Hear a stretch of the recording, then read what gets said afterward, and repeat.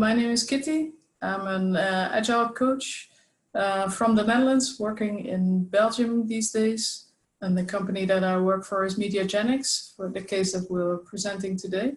I'm a coach helping to implement S3, Sociocracy 3.0, within Mediagenix. I'm not doing that alone, I can't. But therefore, one of my partners in crime is sitting next to me. This is Nele. Hello, I'm Nele. I have been working for Mediagenix for more than 15 years by now. And since 2 years, we have been working on the S3 implementation within Mediagenix, and we are going to explain something about that today. So Mediagenix is a media company. We work in 5 continents, and we are 200 people and mainly located in Brussels and Belgium, but also in Singapore, Bangkok, London, and Miami. And we work for media groups over the entire globe. And we have a software application that we make, and it's called Watson. And Watson is an ERP software that combines different kinds of information. Our main tools are about scheduling. And before customers work with Watson, they mainly use Excel and other applications to combine scheduling with playout, finance, sales, and other kind of applications. And when Watson comes in, which is our application, we are in the middle of the other tools and combine these tools together. As said, we work for different kind of companies. This is a list of our customers. Some important ones, or maybe known ones, are Orange or BBC or Fox, but we also have smaller companies in Belgium like VRT or Medialaan. And since 2 years ago, we started thinking about, now we have been growing a lot. We started 15 years ago with 10 people, but by now we are 200 people. And we wanted to work together in an agile way, as we have always been doing in the past. But then we found out that maybe S3 could help us in finding out how we could keep on working in the same way, but with a bigger number of people. So instead of having functions for everybody, we switched from functions to roles. And what is the difference in that? In a function, you could, for example, be a teacher. That's your function. You teach and you explain lessons. While if you have a role, the teacher is, for example, a facilitator. That's what he does. He plays a role. He's a facilitator in some way. And in another way, he can do other things as well. Another difference between a role and a function is that one person can have different roles. And also, it's more flexible. So when introducing these roles, we found out that it gives us a bit more flexibility. But sometimes it's also more complicated because more roles is also more things to explain to people who is responsible for what. So 2 years ago, no, not 2 years ago, last year, we were 200 people where that were divided into different teams, and each of these teams worked together on a specific project. But the people management responsibility was not part of the team, but the people responsibility was more part of the general entity, and it's in the whole, which means that for 200 persons, there was only one person responsible for the people management things. And that led us to different issues. The people management was too far away from the persons within the team. Also, this one person had too many things to do.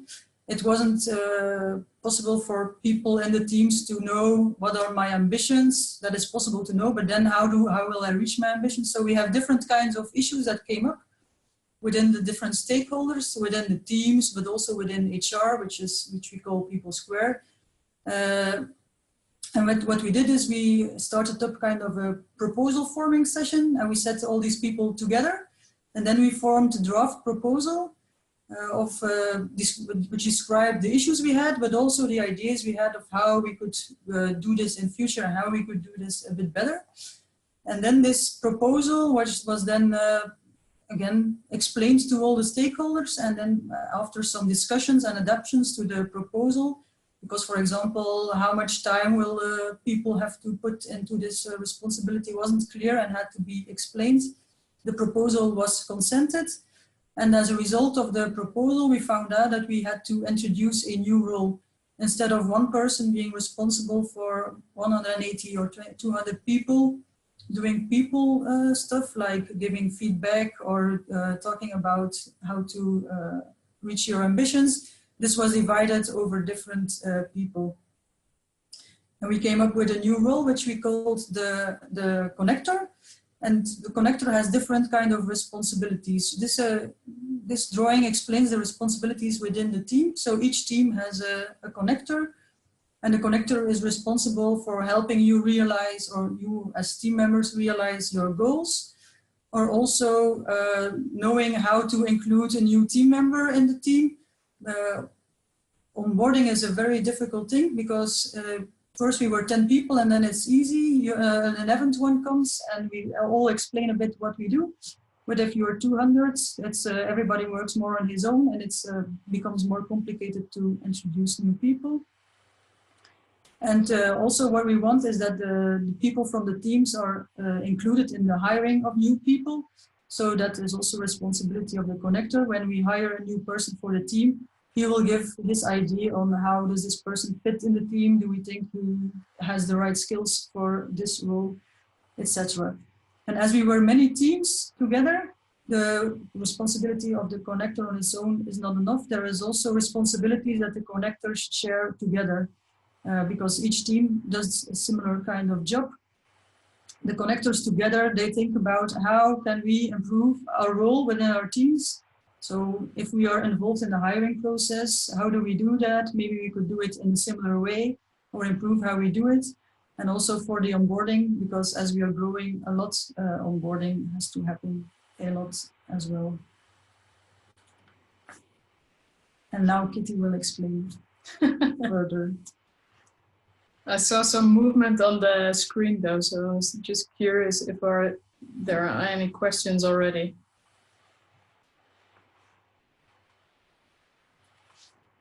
And maybe not. Jerry, if there's anything up, just interrupt. That's perfectly fine with me. I see your mouth moving, but I cannot hear Yes. you. Experience with unions when introducing a switch from functions to roles.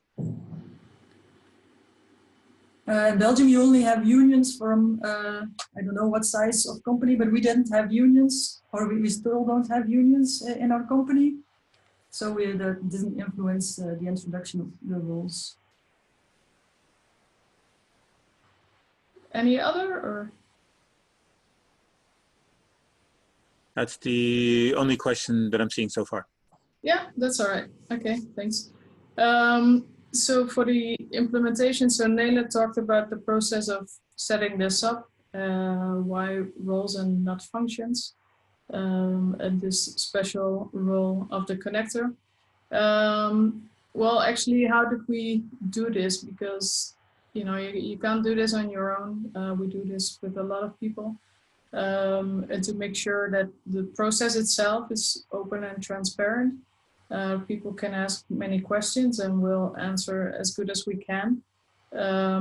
Some things, you know, you must realize that once you're setting up new stuff, you don't know it all. And it's perfectly okay to be also transparent about that it's new for us as well within the organization. But if you do it together and you receive the feedback from each other, it's really, really helpful. And also especially towards the employees, they're really in the driver's seat here. We're doing this for them and not because of, I don't know, whatever policy or whatsoever. The process itself remains flexible and adaptable because the company is growing so much.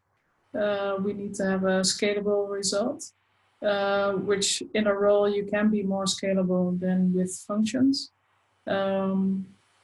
But also we realize that we might need to change this next year already, or maybe in 2 years, or maybe never.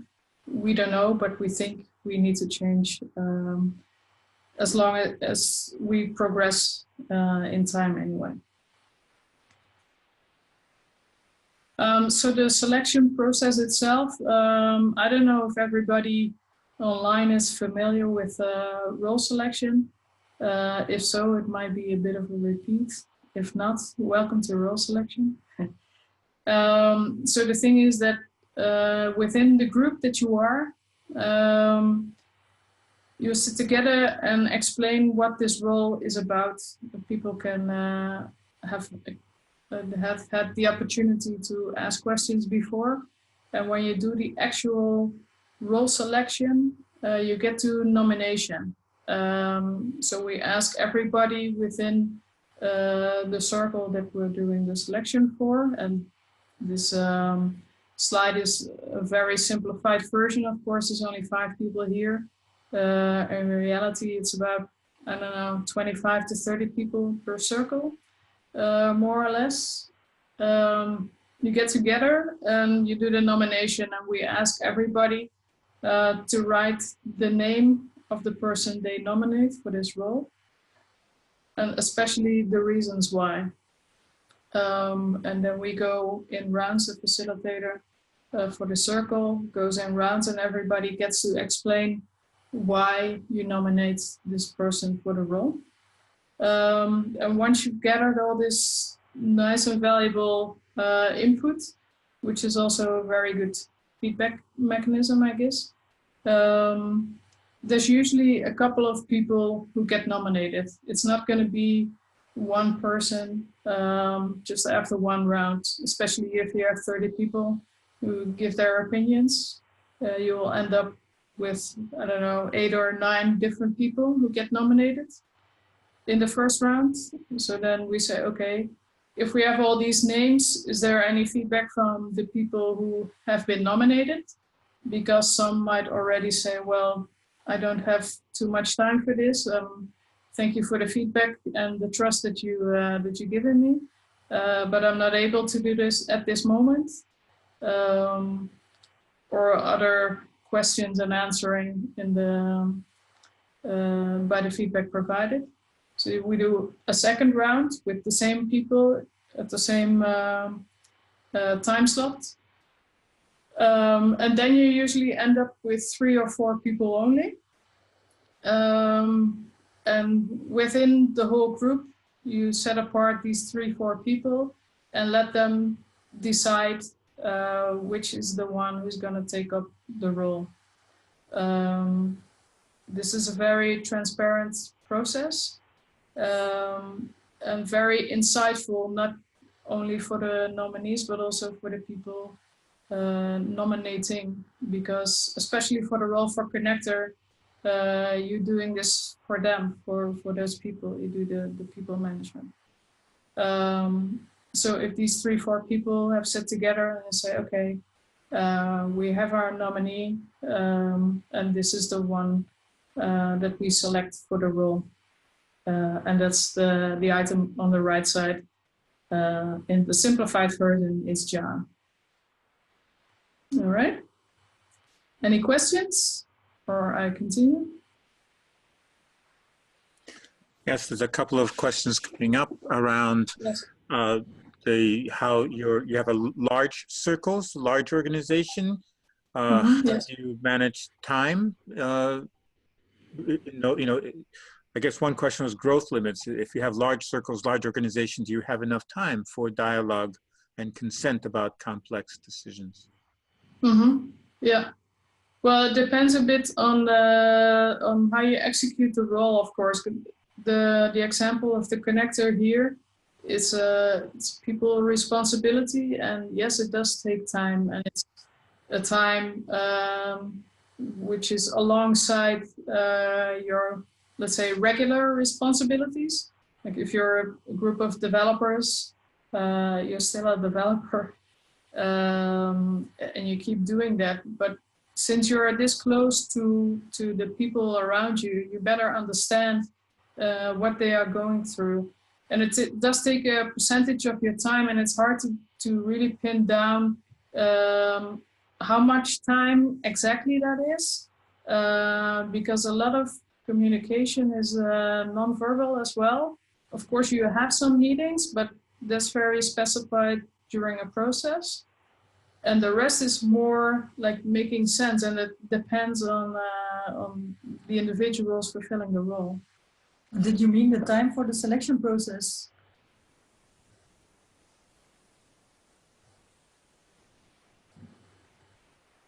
Sorry.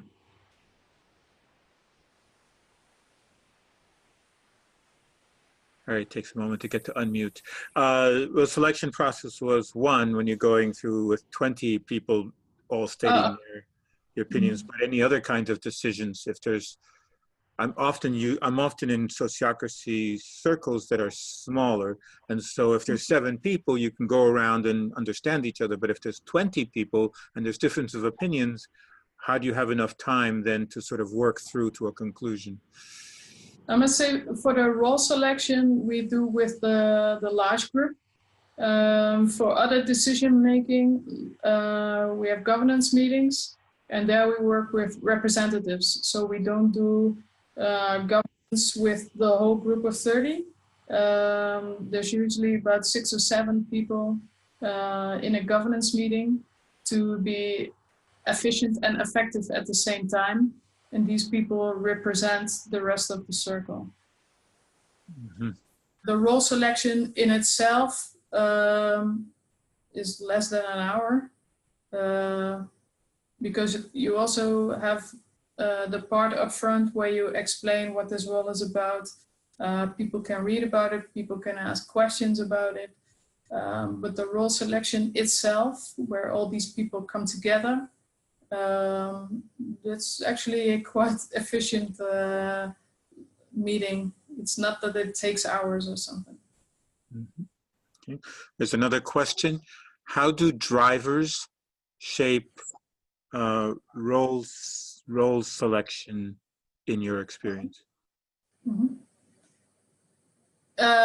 Very much so, because without a regular driver, like for instance, this case of the connector, there was a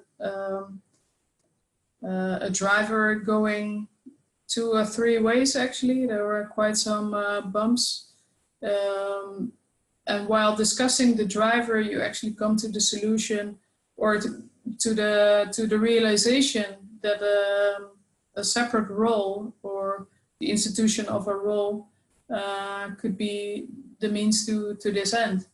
And therefore we came up with the connector rule for these responsibilities, but it's certainly driver driven, let's say.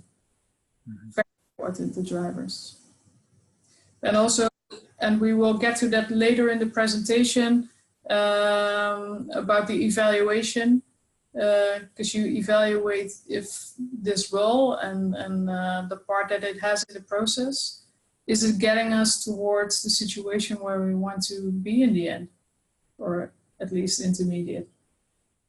It's a multi-step process, which you continually evaluate if you're meeting the ends. All right? Okay. I suggest we continue, and if there's a coming up, we certainly have time for that. Okay.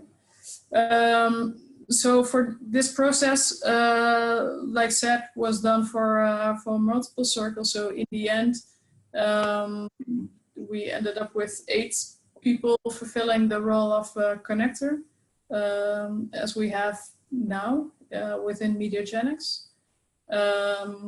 And everybody has his own experience in it, of course. And if you do it with the selection process in these separate groups, so not all together at the same time, because that doesn't make sense. It's quite an efficient process to do it this way. It's not just about the people side that you like the role and the people voicing their opinion, but there's also some adjustments needed on the current processes. So one of the processes has been this one on, okay, you meet with people, evaluate the people, do the experience and the feeling of, okay, am I doing all right in my role, or what am I bumping into? it's one of the parts, and where you see the red circles, that's where the role of the connector comes in. This is one of the processes. One of the others is the hiring and the firing, where the role of the connector has a big involvement. And we're not there yet. I mean, we're currently in the hiring, I think. The firing is one of the other processes in which the role of the connector comes into. And we are still adjusting that part of the process. So it's not just the people, it's also the processes in which they are involved. All right. So then next, so I said the people are in the roles, they are chatting with their colleagues. They're sensing what is going on. That's not all, of course, other than the processes. We will do 360 reviews. So again, from within the circle that this connector, that this person as a connector was chosen in for, the people will together like do a 360 review. To say, okay, what has been going on? Where can we improve? Not just as a connector, but as a whole team. Is this working for us? Why do we like it? What can still be improved? Is it moving us forwards to where we want to be? So the 360 per circle is a very big point in a shared learning. As is a review towards the processes in which the connector is involved in. So together with somebody from the HR department at People Square, the role of the connector and the processes are going to be evaluated as well, because that's one of the primary things out of the driver was also for People Square to have a single point of contact or a connecting element towards the different circles in which the people are working for, especially when expanding into a more globalized context. It's pretty important to have in place and to keep that bond. And it's very difficult if you're just the HR department or just one person with these responsibilities. It's better when it's shared as well.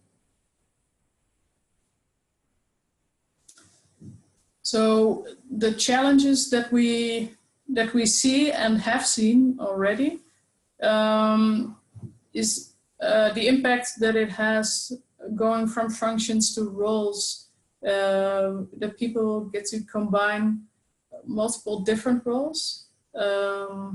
That's not for all people, you know, it's stressy sometimes, and maybe you could be in sort of an internal conflict or doubting, or okay, does this fit, or am I crossing lines here? And especially in the beginning, it's very uneasy, I think, for some people. But it's definitely also on the flip side, one of the advantages is that you have diverse growth opportunities. I mean, there's more that you can do other than being in one specific function and getting more expertise on it, and more drilling down from junior to medium to senior or whatever, to become more specialized. With roles, you can more generalize and have a bigger impact, I think, on the organization as a whole, instead of from a specific part. While both can be important, of course, nonetheless.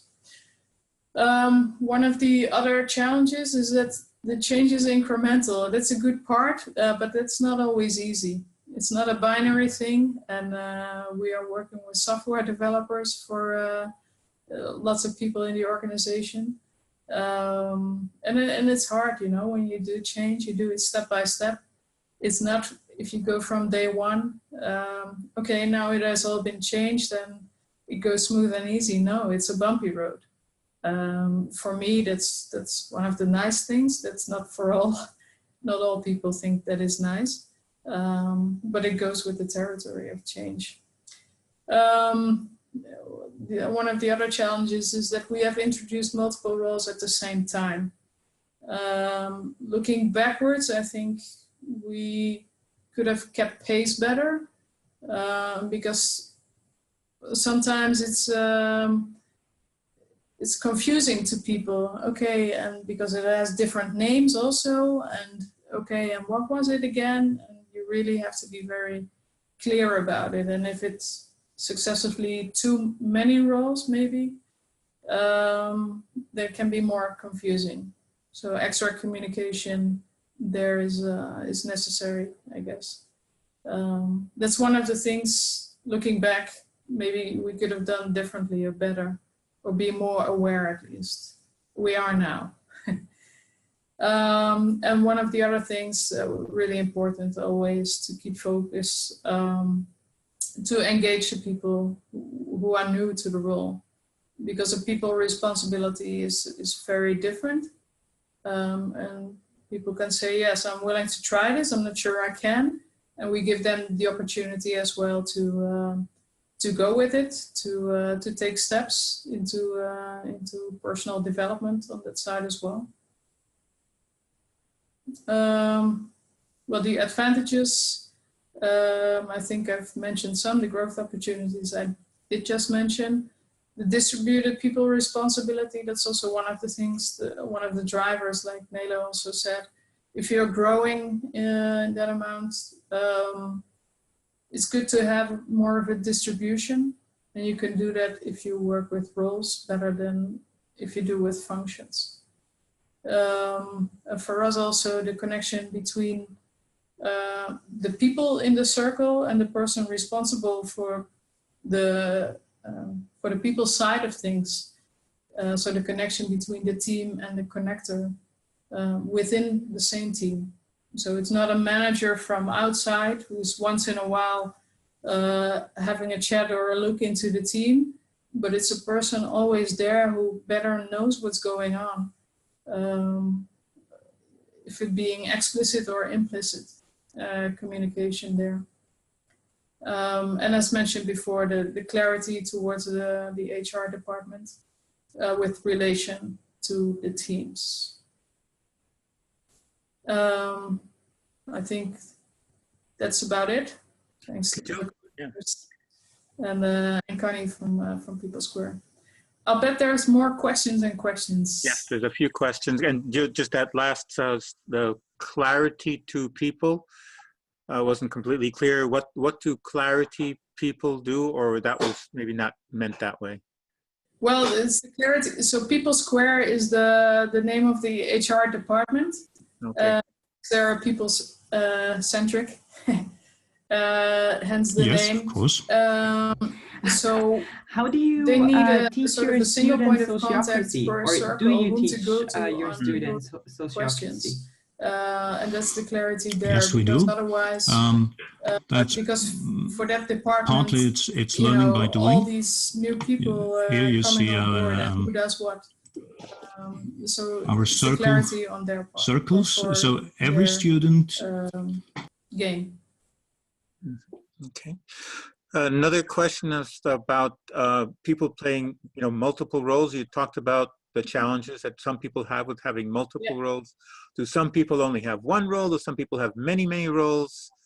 How is some people have one role, because it if you get nominated, it doesn't necessarily mean that you'll take it up. I mean, the final yay is on your own side. So if you think, okay, this is something that I want to challenge myself on, and I would like to take up this responsibility, and you are nominated, then yes, you can.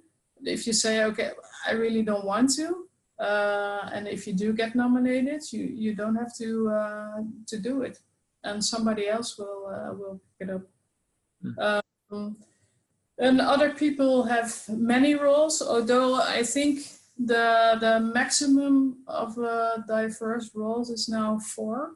It's not a rule or anything, but unless maybe you're, I was going to say something not too nice. I'll leave it inside my head. But it's very hard to focus on one thing if you're doing like 20 different things. It's not, you won't be able to do all of these good enough. So I'd say like 4 is the maximum. Most people have 2 or 3 roles. And how do you make all those roles transparent to everyone in the organization? How does everybody know all the roles that are being played? Well, we document currently on the wiki, and we are busy with another party on a tool which also encapsulates all the roles and the circles, so all the domains actually within the company. It's a very good question, because the transparency we do have, but it's not always clear enough, because a wiki, is not as flexible as we would like to have. But we do know it's a very important part for everybody to understand, okay, and what was it again, or what are the key highlights, also very important. Usually what they do know is that who is the person responsible for it. That is clear, but where is there any overlap between other roles, or like really close to another role, or which roles are part of a particular process, like one of the processes that we sketched out. There's multiple roles in there. So yes, that's a big part, and that's what we're running into the wall at some points. So that's the thing that we're working on to get that more clear. This is one of the things that I say about, so go ahead. I'm glad that people speak up and ask questions about this. Not just from the audience now, but I mean within Mediagenix as well, because it's it's a pain point, and it's good. This is one of the issues in sociocracy is with the distribution of power. Sometimes the challenge of communicating enough so that everybody knows what's going on. When it's all centralized, it's pretty easy. The boss says, this is what's happening. But when everybody's doing bits and pieces, which is great, how do we still hold enough information together? That's a great example, because we did run into this, of course, which for us is a driver, or we made a driver for it. And to cope with this, actually, we've made another role, which is the organizational communicators. It's a group of people who take up also a part of the responsibility of making sure the strategies or directions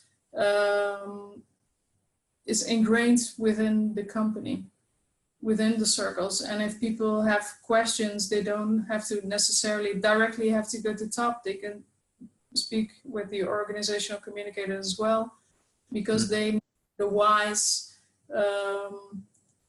of the decisions that are taking on an organizational level, with decisions making an impact.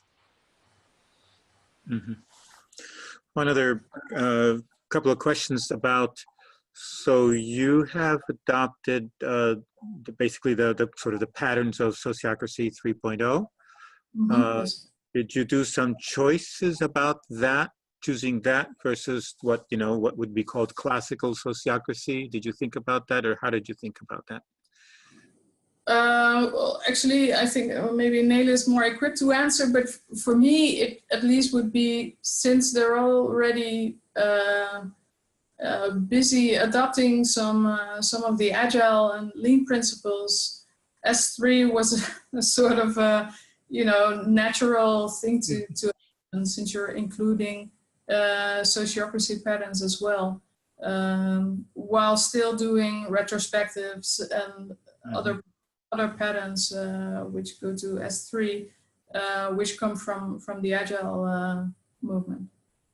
We didn't look into classical sociocracy. We looked into holacracy as well, but that seemed a bit too strict for what we were. Mm-hmm. And what is your legal form? Are you a for-profit company or? Yes. Yeah. Mm-hmm. And are there owners, or is everyone involved an owner? No. There are owners. Hmm? The other one I didn't understand. The other option. If you have shared ownership. Who are the owners? There are six owners. Okay, and do they then, as owners, they have the power to say, okay, we don't want to do this sociocracy thing anymore. We want to do something else with our governance because they're the owners and can make that decision. Is that true in theory? In theory, yes, they could, but they haven't done that until now. Yeah. Well, that's always it. Yeah. Okay. Yeah, it's always an interesting question for me is around when there's owners, how are the owners related to the process of decision making? Having seen several sociocratic organizations completely change when ownership, when some ownership issue came up and the owners just said bye to this and let's go back to traditional command and control, and they could because they were the owners. Okay, one more question I see here, software tools to support implementation. Maybe, I don't know if you were talking about peerdom or you're using some software to manage your information about your own internal structure. Yeah, so we're currently using all different tools altogether, which is very frustrating. So we're working now with a Belgian company, Human Reef. They have been developing software, especially for these kinds of things. We're not there yet, or we're not at the point yet where we want to be. But we're intensively working together on that to make sure that can happen. It's very good already at making visible how the domain structure and such goes. So that's already a big plus. And the working with the drivers and having all the meeting minutes of all the governance meetings and decision logs and such. That's the extra step, and we're working together with Human Reef on that. We have been trying some of the other tools as well, but they have been very, I don't know, framed into holacracy, and we're bumping into some constraints there, which we really didn't appreciate very much. So we were looking for something else, which was more suitable for our needs.